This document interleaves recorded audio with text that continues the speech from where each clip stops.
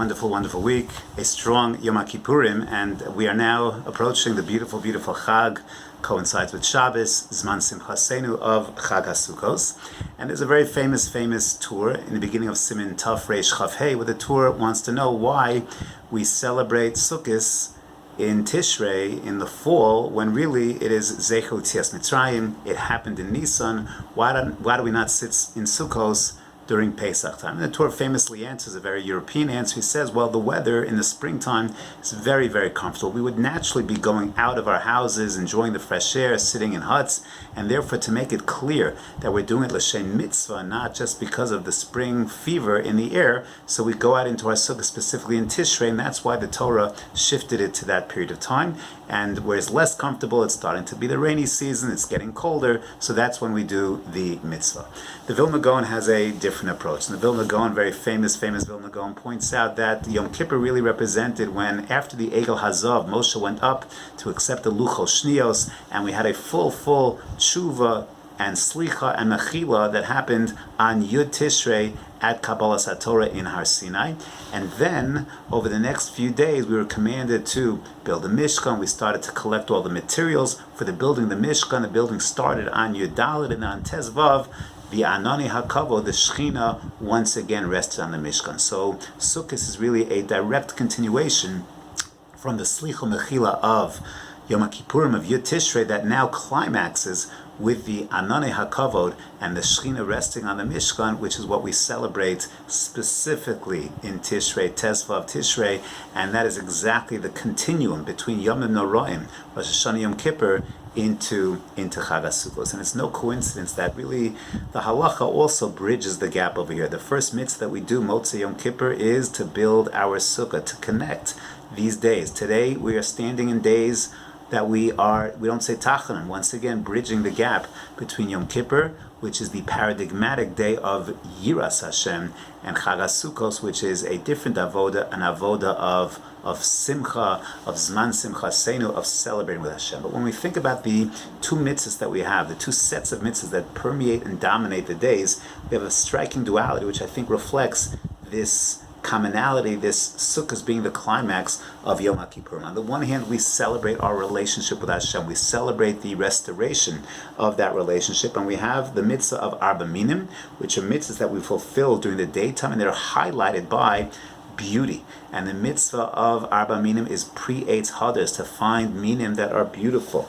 And even the way the Torah describes the minim with very flowery language, the lulav is kapos tmarim, arvei nochal, anaf eitz avos, pre-eitz hadar. There's a certain grandeur and majesty that emerges from the beauty of Arba Minim. We say Hallel with the Arba Minim. We celebrate our relationship, the beautiful relationship with Hashem. In the Arba Minim, we have to have a lekicha tama, a perfect lekicha, which means we can't have any of the minim missing.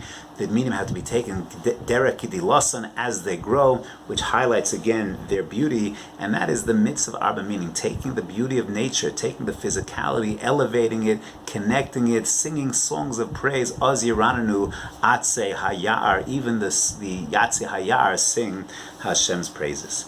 When we think then about the Sukkah highlights something different. Sukkah highlights our human fragility. The fact that we leave our physically strong homes and we go outside, and we have a very sparse kind of existence. We're not taking beautiful meaning. We take psoles goren v'yeka. We take the psoles, the junk. That's what our schach is the leftovers. The psoles is what we make our schach out of. There are a lot of halachic constructs. We're allowed to have a lot of gaps in our sukkah. You only need two walls and a mashu, a little something. There's a lot of breaks, cavities in our sukkah. Concepts, halachic concept of lavud, which allow us to have space. Good achis, good asik, which allows us to have imaginary walls that permeate everything. It's a very, very sparse kind of structure, but no coincidence that whereas Arba Minim we only take in the daytime, Sukkah is day and night. Sukkah really defines our relationship. It's constant, it's complete. It is the Teishvu Ke'ein Taduru. It is day and night. And perhaps in a very, very real way is that the mitzvah of Sukkah captures for us and brings forward the Yom Kippur experience. On the one hand, yes, we go back to normalcy. We're eating food, we're drinking, we're celebrating our unique relationship with Hashem, but at the very same time, we are recognizing our existential fragility and our frailty and our dependence in that relationship. And it's that stark contrast between Dalet Minim and Sukkot which perhaps lends the Chag its ultimate energy. Because on the climax of Yom Kippurim, now we go into the climactic Chag, the third of the Shalosh Regalim, and we celebrate our harvest. We celebrate this Zman where we're bringing everything in, this Chag where we bring everything in, but we understand that there's complexity in our relationship with Hashem. It's a celebration, Oz Yiranu Atzei Hayar, but we also understand that our dependence in Hashem and the fact that we are standing under the Tzeil Hashchina and that ultimately we are totally dependent on Hashkachas Hashem. That is what the mitzvah of Sukkah is all about. That's what we connect to, and when we live that existence, that's actually what brings us closer. Our identification, our overarching identification is in our dependency on Hashem.